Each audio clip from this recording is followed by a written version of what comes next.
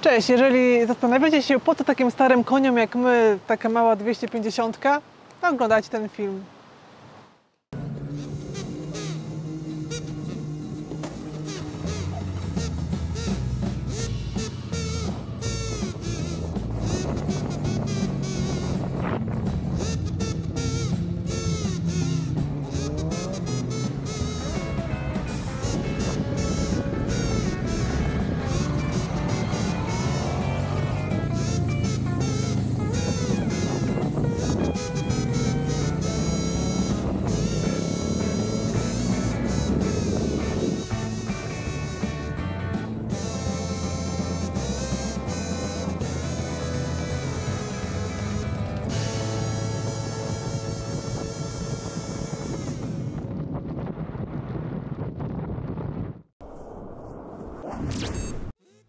No to, żeby stało się zadość pewnej tradycji, warto powiedzieć o technikaliach, które są oczywiście w katalogu, ale dla tych, którzy nie lubią sięgać do katalogu, już mówię.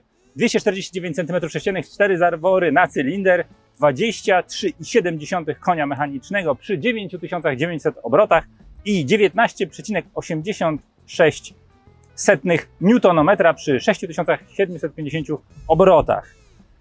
Jeden cylinder. Jeden cylinder, nie ma żadnego zapasowego, to jest bardzo ważne. Jeżeli chodzi o tarczę z przodu, mamy 290 mm tarczę, która ma dwutłoczkowy zacisk, mamy łańcuch, którym jest w rozmiarze 520 i mamy koła w rozmiarze 110 i 140 na 70 na 17. Wysokość kanapy to 785 mm, ale to, co jest fajne, to jest to, że gotowy do jazdy ten motocykl, ponieważ nie ma on ABS-u, waży 162 kg. Bez kierowcy. I pasażera. Dobrze.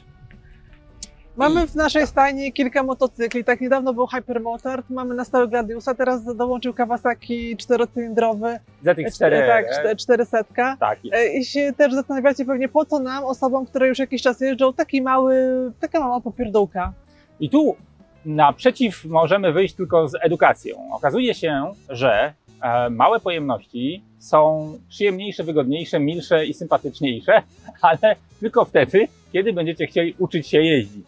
Albo kiedy bardzo byście chcieli pojawić się na placu manewrowym i nauczyć się czegoś nowego. To jest motocykl, który daje dużą przewagę wszystkim tym, których niepokoi moc, masa ich motocykla i chcieliby jednak tą edukację przeprowadzić. I tu ostrzeżenie, które następuje, to jest to, że wbrew pozorom mały motocykl bardzo dobrze przenosi na duży motocykl wszystkie umiejętności, które na nim zdobyliście, na co jesteśmy dowodem.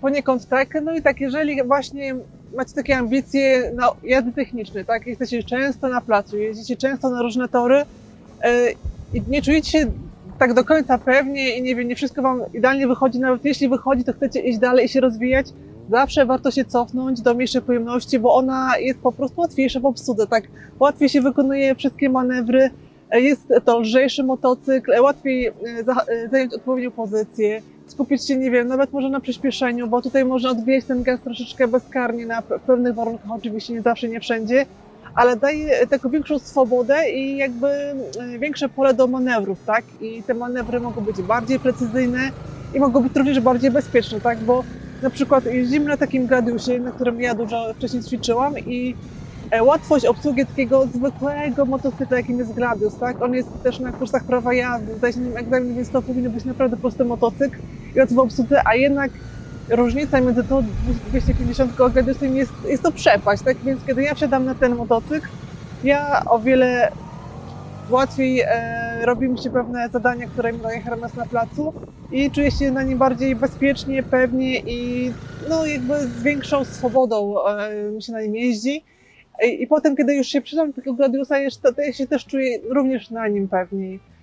I dokładnie to samo mogę powiedzieć, zarówno o Gladiusie, jak i o Hypermotardzie, jak i o każdym innym dużym motocyklu, który testowaliśmy.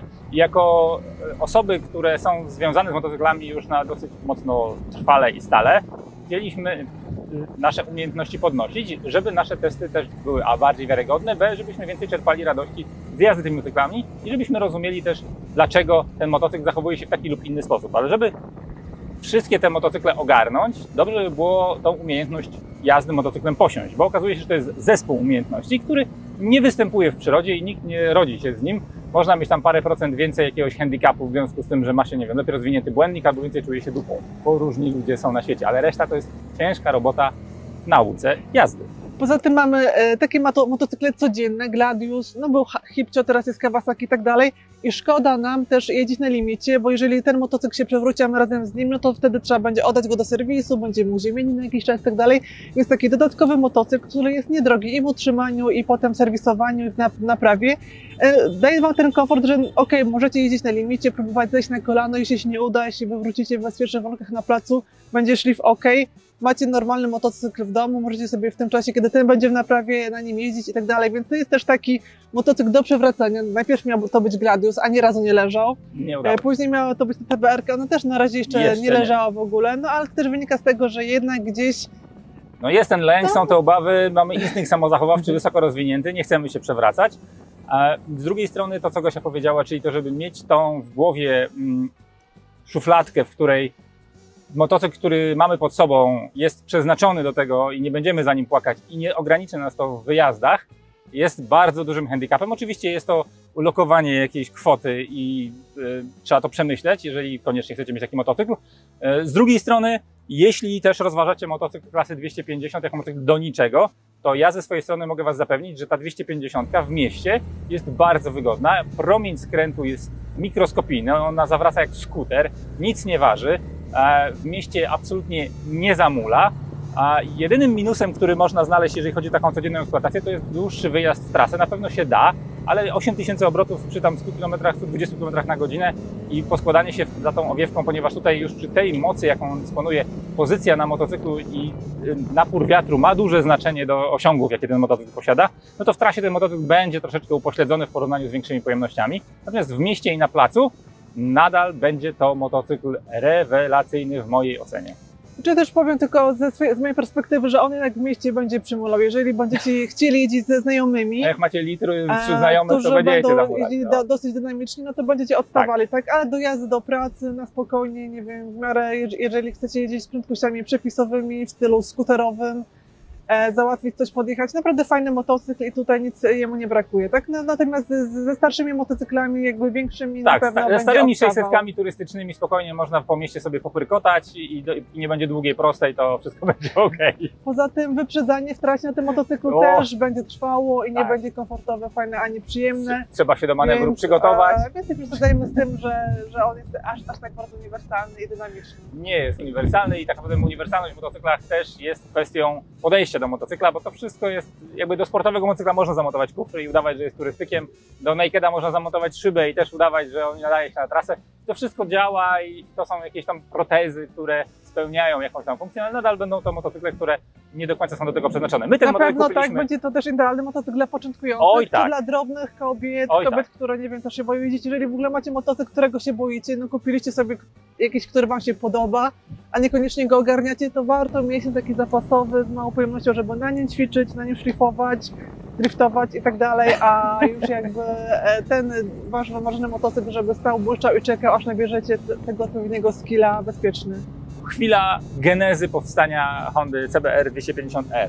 Honda od dawna szukała rozwiązania, które połączy azjatycki rynek z rynkiem europejskim. I tak naprawdę jest to jeden z pierwszych modeli Hondy, który miał połączyć te dwa światy, ponieważ bezpieczny rynek azjatycki z małymi pojemnościami i tak poradziłby sobie z takim pojazdem, ale Japończycy chcieli tymi małymi pojemnościami również pojawić się na rynku europejskim, no i oczywiście tam powiedzmy na rynkach pozostałych.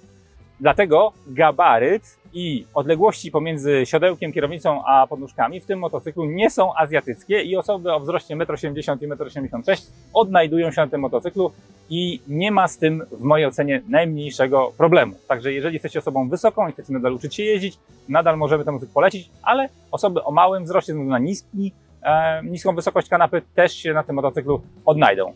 Motocykl okazał się na tyle dużym sukcesem, że Honda wprowadziła potem 300, natomiast też świadomość tego Was musi być, że ten akurat konkretny model jest wyprodukowany w Malezji, więc jakby jest to Honda, która genetycznie nie pochodzi z Japonii. I też moglibyście się zastanawiać, czy ten motocykl, ponieważ z matecznika został wypchnięty na rubieże, które są gdzieś bardzo daleko od krajów, które są synonimem jakości, czy ten motocykl będzie trwały, posiadając jeden cylinder i bardzo skromną ilość koni. No i tutaj wzorem największą siłą destrukcyjną we wszechświecie są ludzie, którzy uprawiają motorsport.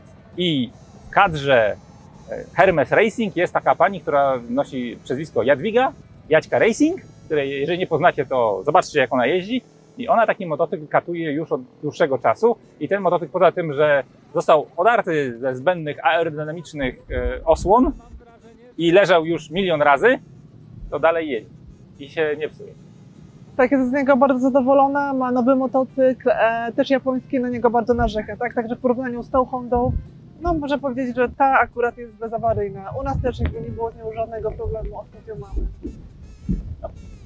W założeniu, jeżeli planujecie związanie się z motocyklem na krótki okres czasu w ramach edukacji lub będzie to jakiś etap waszego rozwoju, bo to nie jest motocykl wymarzony, wyśniony i raczej nie będziecie się z nim wiązać na całe życie, to tutaj warto zwrócić uwagę na kilka aspektów. Oczywiście trwałość i bezawaryjność jest jednym z nich, ale drugim, który akurat w tym przypadku jest mocno upośledzony, to jakość, może nie jakość, ilość akcesoriów i dodatków. Ponieważ motocykl był produkowany krótko i na rynku naszym był tylko przez kilka lat, bardzo trudno do niego dostać jest niektóre akcesoria. I tak jak kierunkowskazy, które już zmieniliśmy na mniejsze, ze względu na to, że obawialiśmy się, że one ustąpią w momencie upadku, więc są schowane na tyle, że nie wystają poza obrys pojazdu. I mamy akcesoryjne klamki na razie w szufladzie, bo jeszcze nie zdążyliśmy ich zmienić. To są te dwie rzeczy, które na pewno można dostać, ponieważ kierunkowskazy są w miarę uniwersalne, a klamki no już są dedykowane, przeznaczone dla konkretnego modelu. Ale są też crashpady, które były tutaj zamontowane wcześniej przez poprzedniego właściciela, za to dziękujemy. No i mamy gripy na zbiornik, które też w miarę uniwersalne można zastosować. Ale gdybyście chcieli mieć do niego gmolę i klatkę lub jakiekolwiek akcesoria związane z... tu mamy jeszcze szybę zmienioną na wyższą. Ale gdybyście chcieli mieć akcesoria, które dotyczą podróży lub właśnie takiego zabezpieczenia motocykla, no to tu się robi poważny problem. My skorzystaliśmy z usług znajomego, który to świetnie produkuje bramy i mógł zrobić z rurek klatkę na silnik, żeby ten silnik nie uległ deformacji w momencie, kiedy już fikniemy kozło, bo no mamy to w planach.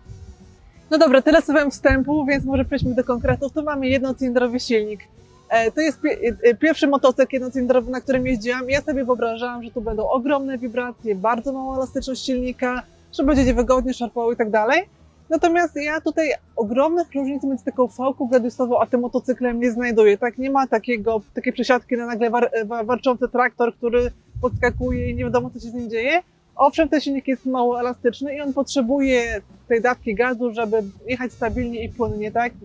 Nie lubię na nim robić takich ćwiczeń na bardzo małych prędkościach. No zawsze już muszę się rozgrzać, żeby już jednak to ciało moje zaczynało pracować i żebym już z tym gazem więcej pracowała, więc jak już zaczynam jeździć, to tak zawsze trochę tak na tych małych ćwiczeniach, znaczy na tych niskich prędkościach jest mi trochę kwadratowo, no ale jak już się potem rozgrzeje, ja motocykl i już jeździmy na tych wyższych prędkościach, jest bardzo fajnie. Także też puszczenie gazu i później dodanie go powoduje jakieś takie lekkie szarpnięcia i lekką destabilizację, ale jakby nie ma takiej przepaści ogromnej między taką V-ką, która jest na przykład w Gradiusie, tak? Czego ja się na przykład spodziewałam, obawiałam na przykład w tym motocyklu. Jednocylindrowy silnik ma zasadniczą wadę przy niskich obrotach, gdzie te szarpnięcia będą bardzo wyczuwalne, zwłaszcza kiedy robimy manewry na bardzo małych prędkościach, staramy się nie pracować za dużo sprzęgłem, tylko cały czas gazem. Blisko tych obrotów wolnych, to te szarpnięcia są wyraźne i rzeczywiście ten motocykl nie przepada. Zatem z drugiej strony przy tej ilości momentu obrotowego i masie 162 kg radzi sobie z tym. Nie jest to szatan na gumę, z gazu nie pójdzie, ale to nie jest tak, że on ma tendencję do tego, żeby się walił w zakręty, bo nie można go podnieść gazem. Świetnie gazem można go podnosić w zakrętach. Z drugiej strony, kiedy przechylamy wskazówkę obrotomierza w kierunku 10 000 obrotów, ten motocykl owszem mówi, że jest jednocylindrowcem i wibruje, ale ponieważ ten wykres krzywej przyrostu mocy jest w miarę liniowy i biegnie do 9900 obrotów, to cały czas tej mocy w tym silniku nie brakuje. Znaczy, nie brakuje zawsze, ale jej nie ubywa wraz ze wzrostem obrotów. Dużą zaletą jest to, że kiedy pojedziemy na małe tory, których tak naprawdę kartingowych torów w Polsce jest całkiem sporo, to możemy wykorzystać skrzynię biegów. Bo jadąc motocyklem klasy 600, nawet takim jak Gladius, to większość tych torów robi się na dwójce, rzadko trójce, a tym motocyklem można przelatywać sobie od 2 do 4 i nie ma co najmniejszego problemu. I ta edukacja motocyklowa ze zmianą biegów, z redukcją, kiedy kiedykolwiek będziemy chcieli pojechać na duży tor albo na Poznań, albo chcieli zrozumieć, jak zmieniać biegi w momencie, kiedy musimy przygotować manewr skrętu lub manewr hamowania i dostosowanie już określonego biegu, no na tym motocyklu jest do wykonania, bo nie wyobrażam sobie, żeby teraz Gladiusem na siłę wbijać 5., 4. bieg i go redukować przed zakrętem tylko po to, żeby sprawdzić, jak się zachowa motocykl. Tu mamy to na dzień dobry. Tak, także to jest bardzo fajny motocykl właśnie do tych wszystkich szkoleniowych aspektów. Jeżeli chodzi o miasto, to właśnie jest w mieście, no tutaj jakby te wibracje, te szarpnięcia na tych niskich prędkościach, no tego się w ogóle nie odczuwa, to jest po prostu taka jazda płynna. Mi to bardziej przeszkadza na placu, kiedy tam muszę jakieś właśnie takie skomplikowane ćwiczenia na małych prędkościach robić, ale natomiast podczas takiego codziennego użytkowania, jak już tak normalnie jeździ, to się w ogóle o tym nie myśli, się tego też nie odczuwa. Tak natomiast właśnie tor, no ogromna frajda i ćwiczenia właśnie takie na placu, nie wiem, ćwiczenia hamowania w zakręcie, czy jakieś inne elementy. Jest to ogromna frajda i duży komfort takiego poczucia bezpieczeństwa i można próbować o wiele więcej niż na takim dużym motocyklu, bo można właśnie łatwiej na nim zapanować, nawet na placu, tak, czy podniesienie tego motocykla, podparcie się nogą, no nie skutkuje tym, że mamy takie wrażenie, że to nogę nam za chwilę urwie, albo że ogromny ciężar na nie spada. Bardzo łatwo jest na nim zapanować, tak, więc to jest jego ogromna zaleta na pewno. Ja znalazłem jeszcze jedną ogromną zaletę, bo ponieważ ja mocno męczyłem Hypermotarda na placu, który to na placu nie czuł się najlepiej, bo no, litrowa fałka na małych prędkościach to nie jest jego żywioł, no ale znosił to dzielnie. Natomiast tu mamy jeden cylinder chłodzony cieczą. Ten motocykl, jeżeli chodzi o generowanie temperatury, która bucha i chce nas spalić, porównując z Hypermotardem, to on tego w ogóle nie robi. Ten motocykl zachowuje stabilność temperaturową, niezależnie od tego, co byśmy mu zrobili, gdzie włoska fałka włączała wiatraki non-stop i wdmuchała powietrzem w nogi z taką siłą, że ja prawdopodobnie już nigdy nie będę ojcem. A tutaj problemu temperaturowego nie występuje. Jakby motocykl świetnie sobie radzi na placu, w mieście. Nigdy nie spotkałem się z tym, żeby jest wskaźnik temperatury cieczy, żeby on minął środkowe pole. Cały czas ta temperatura jest stabilna. A dolewałeś do niego olej? Nie. A do Hypermotarda tak. Trzeba go powozić. Te porównania nie są może to bardzo szczęśliwe, ale rzeczywiście jeżeli chodzi o kręcenie go na wysokich obrotach, bo ten motocykl musi cały czas zasuwać na obrotach, nie wywołuje na nim jakichś negatywnych objawów, jeżeli chodzi o konsumpcję oleju czy grzanie silnika, co dla mnie jest ogromną zaletą. Więc też co za tym idzie spalanie? No nie istnieje, on prawie produkuje paliwo. Znaczy, no, nie osiągnęliśmy 3 litrów nawet, jeżdżąc po placu. W internecie spotkałem się z tym, że tutaj nawet do 4 litrów potrafi ktoś uzyskać spalanie tego motocykla. Nie wyobrażam sobie, on ma 13 litrów zbiornik. Myślę, że można spokojnie 400 km zrobić na tym zbiorniku. Spalanie rzędu 3 litry jest w miarę normalne, a można zejść nawet poniżej 3 litrów. Dobrze, silnik, przyspieszenie, czy da się radę tego potwora w miarę dobrze zatrzymać i wyhamować? Jak te zdania są podzielone, tak. Ponieważ świadomie wybrałem motocykl bez ABS-u.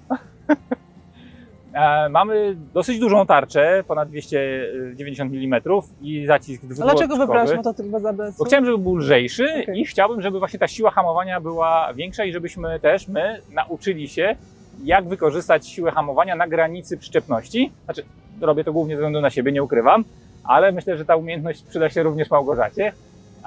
I w mojej ocenie te hamulce, owszem, nie są jadowite i nie są takie jak we włoskim motocyklu. Nie jest to ani Brembo, ani żaden tam super układ hamulcowy, ale do tej masy dla mnie on jest absolutnie wystarczający, a nawet bym powiedział, że można tutaj wykonywać hamowania, które są bardzo dobre, jeżeli chodzi o zatrzymanie na małym dystansie. Zarówno przód, jak i tył. Ja mam takie dosyć subiektywne odczucia, takie, że jeżeli jeżdżę w mieście, to w ogóle te hamulce mi nie przeszkadzają, są dla mnie wystarczające i przewidywalne i tak dalej. Nie zdarza się sytuacja, żebym przepołowała cokolwiek, jakiś moment zatrzymania. Natomiast na torze i placu ja mam wrażenie, że one są to słabe.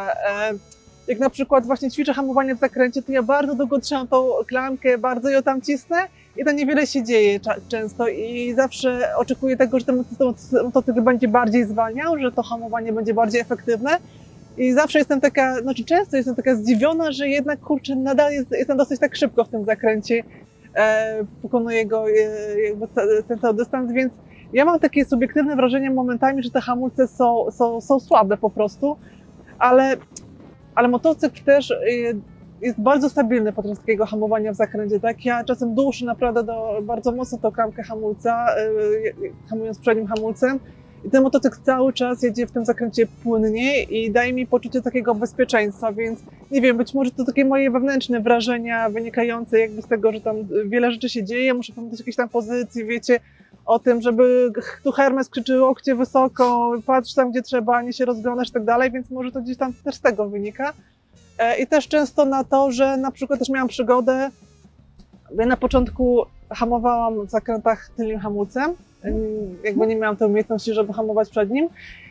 No i też zdarzyło mi się, że zahamowałam bardzo mocno przed zakrętem tylnym i tutaj tył mi zaczął wężykować bardzo, więc ja się nawet nie wystraszyłam, nawet nie byłam spięta, nie skoczyła mi adrenalina, bo ten motocykl właśnie jest tak fajny i przewidywalny i lekki, że okej, czułam, że dzieje się coś złego i że nie powinnam więcej tego robić, ale nie zaburzyło to jakieś tam mojej nitki przyjazdu i sobie dojechałam do tego zakrętu i pojechałam dalej. No już potem mówię do Hermesa, słuchaj, musimy iść krok dalej, bo tutaj ten tylny hamulec nie jest tym, co powinnam tutaj praktykować, więc przeszliśmy na ćwiczenie tego hamowania właśnie przodem i to jest właśnie bardzo dobry motocykl do tego ćwiczenia. Bardzo dobrze się Ciebie słuchało, trochę mnie to zbiło z rytmu myślenia i miałem coś do dodania, wiem. No właśnie tak, brak tego ABS-u, tak? To wężykowanie, tak. To jakby... No pokazuje, karci od razu, on pokazuje, tak, nie, tędy nie wolno. Ale nie wywala Cię z siodła, tak? Ale to nie jest tak, nie, że nagle Cię wyrzuca z siodła i mówi... Tak. Myślę, że Twoje wrażenie jest spotęgowane też tym, że aktualnie Twój motocykl dzienny, czyli Kawa, ma hamulce, które są jednymi z najlepszych hamulców, jakie mieliśmy w ogóle w motocyklu, nawet do testów. Kawa hamuje tak zarąbiście, że rzeczywiście używając tej samej siły hamowania na Hondzie i na Kawasaki, to do zakrętu nie dojedziesz. Tak, bo potem jak ja z tego przesiadam się na kawę i zaczynam hamować, to tam znowu się muszę przyzwyczaić do tego, że te hamulce po prostu zatrzymują motocykl w miejscu i się przestawiać trochę, tak? Więc tak, to jest ogromna różnica.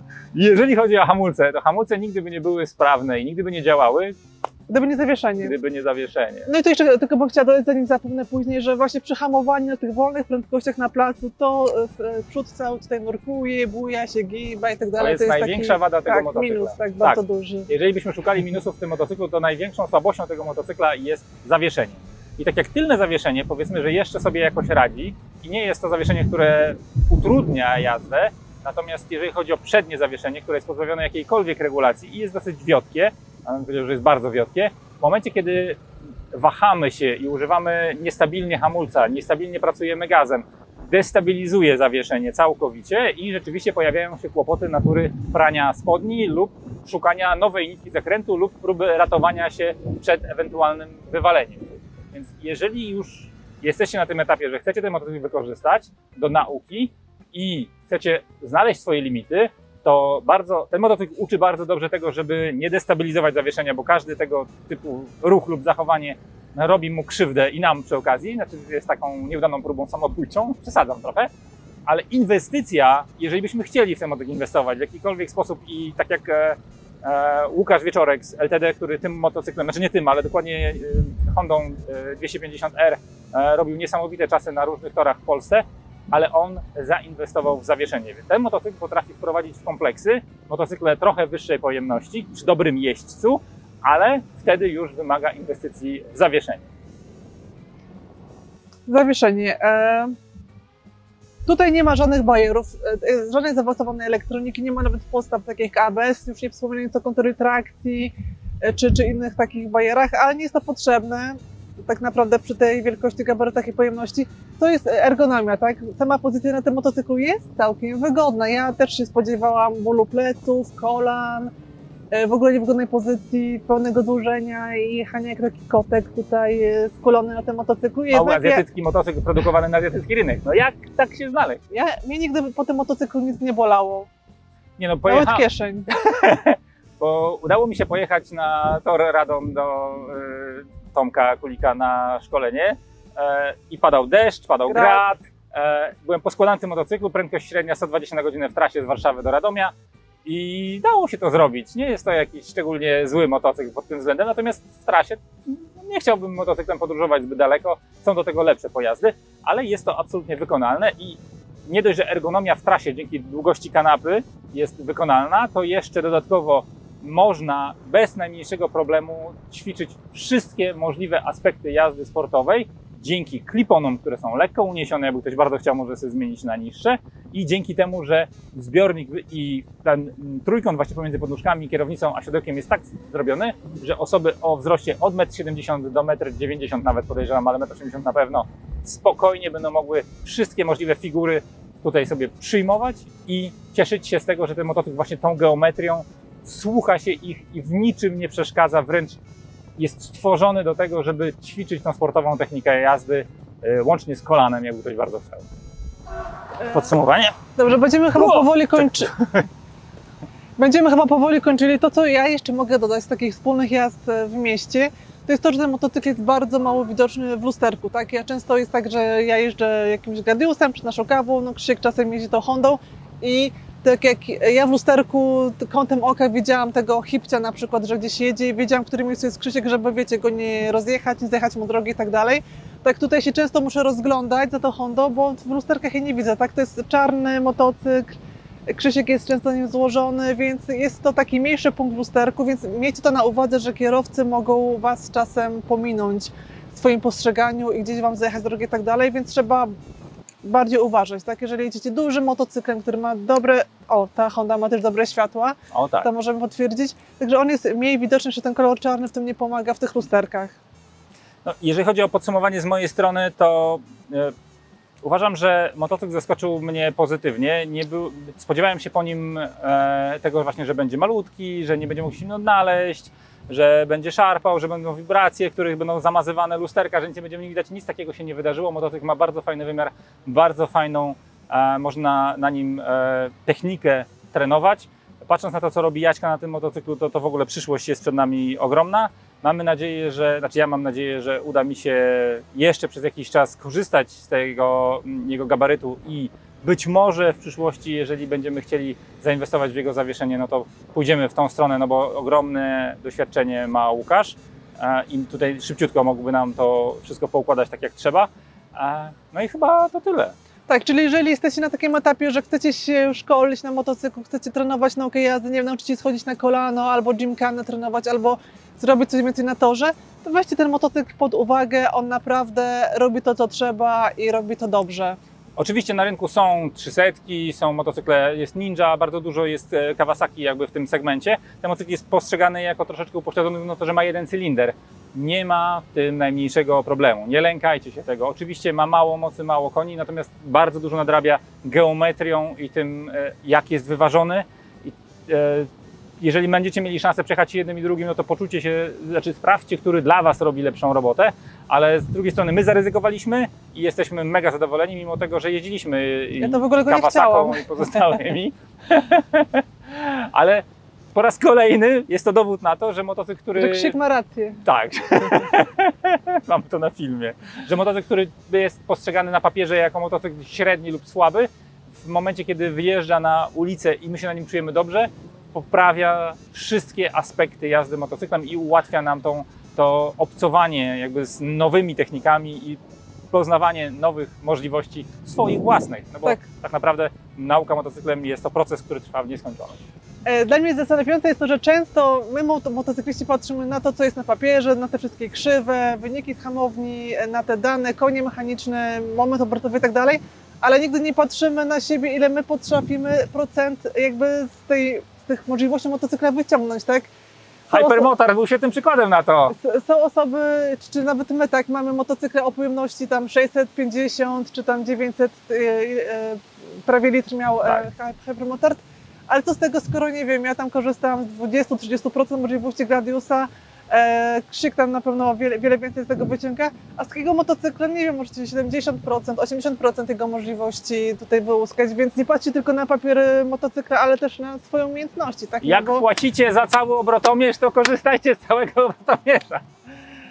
Bo o to chodzi, żeby jednak podchodzi tego z głową, tak? Sapiens w naszej nazwie też mówi, że my jesteśmy raczej ukierunkowani na tą edukację i na to myślenie podczas jazdy i też zakupu motocykli. Słuchajcie, jak zwykle nasz film jest przegadany. Jeżeli macie pytania dotyczące edukacji motocyklowej i posiadania małego motocykla, to oczywiście służymy pomocą. Jeżeli myślicie o zakupie CBR-ki 250R, no to ten motocykl z nami pewnie jeszcze przez jakiś czas zostanie. Będziemy go wymieniać na następny w miarę przybywania naszych umiejętności, ale wygląda na to, że ten motocykl domowi się u nas na dłuższą chwilę. Tak jak Gladius, miał być na chwilę Miał być i na do chwilę, przewracania, tak. A Hypermotard miał być na stałe i szybko zniknął. Jakby taka nietypowa sytuacja. Dobra. Pojawiła się u nas również Ninja, także jak widzicie, kierunek rozwoju naszego motocyklowego idzie bardziej w kierunku motocykli, które mają geometrię sportową. I teraz też może Wam się wydawać, że sport to jest takie, będzie szybko, będzie zasuwanie, będzie ogromne tam 200 w mieście i inne tam cuda. Nie, okazuje się, że geometria, która pozwala na wykorzystanie potencjału motocykla w tą stronę, na asfalcie, na placu, na małych torach, na ulicy, bez konieczności przemierzania dziesiątek tysięcy kilometrów, czy w naszej opinii daje nam największe możliwości rozwoju. I jakby my dobraliśmy ten kierunek i podążamy tą drogą, zobaczymy, co będzie jutro. Dziękujemy za uwagę i do zobaczenia w następnym filmie. Pa!